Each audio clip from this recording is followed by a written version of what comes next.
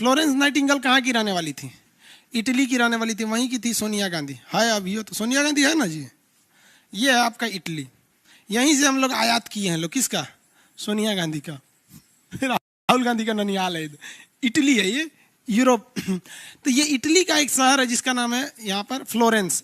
तो फ्लोरेंस में एक लड़की हुई, उस जो बड़ी बदमाश थी। तो अपने यहाँ छोट छोट लड़की सबको बदमाशी करती हैं सब, तो लोग बुलबुल कहते हैं। बुलबुल एक चिड़िया होती है, बड़ी परेशान करती है, इधर उधर घूमते रहती है। तो छोटकी लड़की आती है, बड़ी बदमाश थी बचपने से, तो लोग उसको बुलबुल कहते थे। और रहने वाली कहाँ की थी? फ्लोरेंस शहर की। तो उसे फ्लोरेंस की बुलबुल कहा गया। फ्लोरेंस की बुलबुल को इंग्लिश में नाइटिंगेल। वो लड़किया का असली नामे नहीं पड़ा, उसका नामे हो गया फ्लोरेंस नाइटिंगेल। आप समझ में आ गया? आप कोई मान लीजिए दिल्ली में चाल पाल करते दिल्ली की बुलबुल, तो भाई वो थोड़ी होगा दिल्ली की नाइटिंगेल, तो वही फ्लोरेंस नाइटिंगेल हो गए। अब इन्होंने क्रीमिया युद्ध में भाग लिया। किस युद्ध में? क्रीमिया युद्ध में। अब क्रीमिया युद्ध जब हुआ तो इसमें इटली के बहुत सारे सैनिक मारे गए थे सब। तो ये कह रही थी कि हम भी जाके लड़ेंगे। राजवा का राजा सोच रही पकड़ा जाएगी तो तेरा बिगाड़ देगा सब वहां पे। तो ये कहा ना हम भी लड़ेंगे। तो राजा कहा नहीं लड़ सकते, नियम नहीं था उस समय महिलाओं की लड़ाई लड़ने के लिए। तो इसने कहा कि ठीक है, जो सैनिक शहीद होके आ रहे हैं ना, कम से कम, या जो घायल होके आ रहे हैं, हम उन सैनिकों का इलाज करना चाहते हैं। तो कम से कम हमको इतना तो दीजिए कि हम सैनिकों के हॉस्पिटल में जाके उन सैनिकों का इलाज कर सकें। तो राजा ने कहा ठीक है, इलाज करना।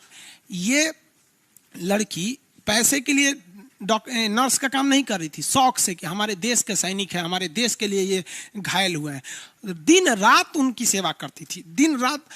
इसलिए इतना ये सेवा करती थी कि रतिया को लालटेन लेके सोती थी। जैसे कोई फौजी को मान लीजिए गोली लगी है तो दर्द से चिल्लाए, तुरंत लालटेन लेके चल जाती थी। क्या हुआ? एकदम जिस तरह बहन अपने भाई का ख्याल रखती है ना, उस तरह फ्लोरेंस नाइटिंगेल अपने सैनिकों का भाई की तरह ख्याल रखती थी। इसलिए इसे नामे हो गया कि एक ऐसी औरत जो हमेशा लालटेन लेके रहती है, तो लेडी विद द लैम्प। वाह रे भाई, कभी उसकी दिल की भावनाओं को नहीं समझा कि लालटेन लेके सोती है कि रात 2 बजे भी हमारे देश के सैनिकों को अगर जरूरत पड़ेगी तो ये हो जाएगा। और आज हमारे देश के सैनिकों के लिए कोई कुछ उतना, हम बड़ी अफसोस होता है कि हमारे देश में सैनिकों की इज्जत है, लेकिन एक बार मेरे सामने एक पुलिस वाले ने एक फौजी का, मतलब उसका कुछ लाइसेंस का, गाड़ी का कागज छूट गया था, तो 1000 रुपया चालान काट दिया।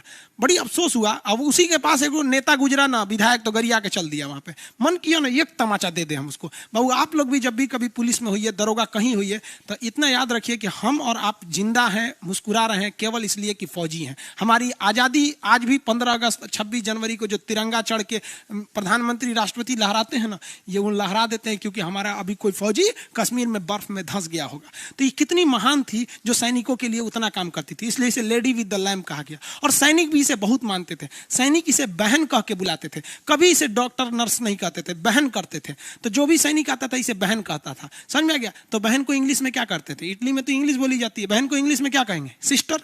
सिस्टर सिस्टर सब इसको सिस्टर कहता था। तब से ये परंपरा बन गई कि हर नर्स को लोग सिस्टर कहते हैं। समझ में आ गया कि नहीं? Sister sister sister. पहली नर्स थी वॉलंटरी नर्स, पहली lady with the lamp, Florence Nightingale. याद रखिएगा, क्वेश्चन पूछेगा इसका संबंध किस युद्ध से? क्रीमिया युद्ध। क्रीमिया युद्ध 1854 से 56, 1854 से 56 के बीच में क्रीमिया